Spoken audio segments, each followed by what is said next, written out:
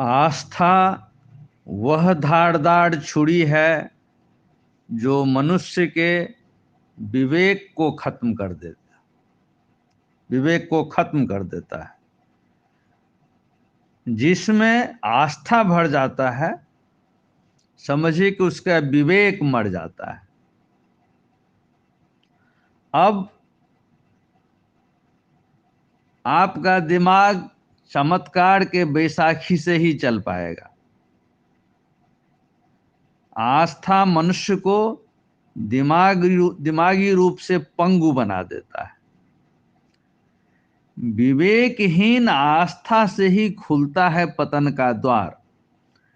इसीलिए धर्म के व्यापार के लिए सबसे ज्यादा जरूरी है कि लोगों में आस्था की बात कूट कूट कर भर दी जाए।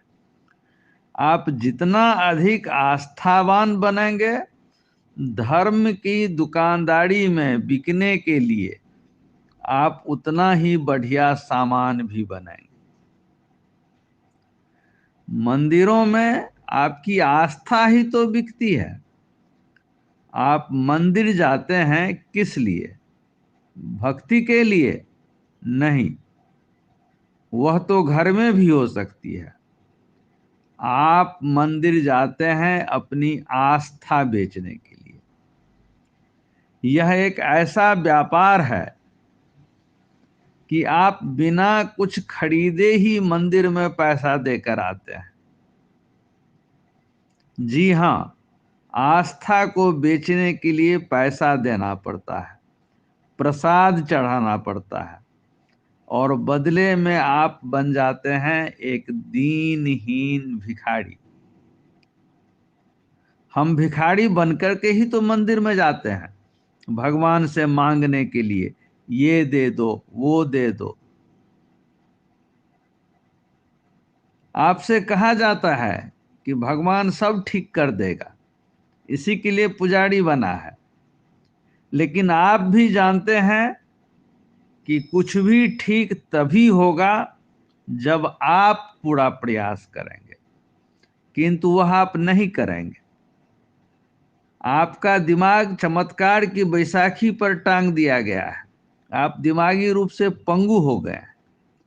और अगर आपने प्रयास किया और सफल हो गए तो श्रेय आपको नहीं, मंदिर को, दर्शन को और मूर्ति को मिलेगा। आपसे कहा जाएगा देखो भगवान ने कर दिया। मंदिर बना है आपके पुरुषार्थ का हरण करने के लिए। विवेक ने आस्था का हरण किया और पुरुषार्थ का हरण मंदिर में हो गया। अब आप पूरी तरह से बाबाओं और पुजारियों के हवाले हैं। अब आप अपना ही शोषण करवाने के सामान बन चुके हैं। धर्म, मंदिर और शास्त्र और सत्ता, या मूर्ति, मंदिर और सत्ता, वास्तव में वह त्रिमूर्ति है जो मनुष्य का निरंतर शोषण करता है। इसलिए हमेशा सत्ता ही मंदिर निर्माण करवाता है। इतिहास खोल के देख लीजिए।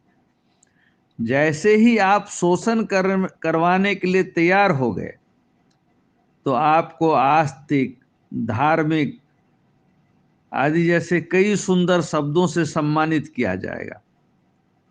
अब आप अपने नाम के आगे भले ही दास न जोड़े, लेकिन आप गुलाम बन चुके हैं। इसीलिए इतिहास पढ़ के देख लीजिए। इतिहास गवाह है कि सुधार और विकास के लिए, शोषण के खिलाफ जब कभी भी क्रांति हुई, विद्रोह हुआ, तो वह सत्ता से पहले मंदिर और पुजारी के खिलाफ हुआ। इतिहास इस बात का साक्षी है। धन्यवाद।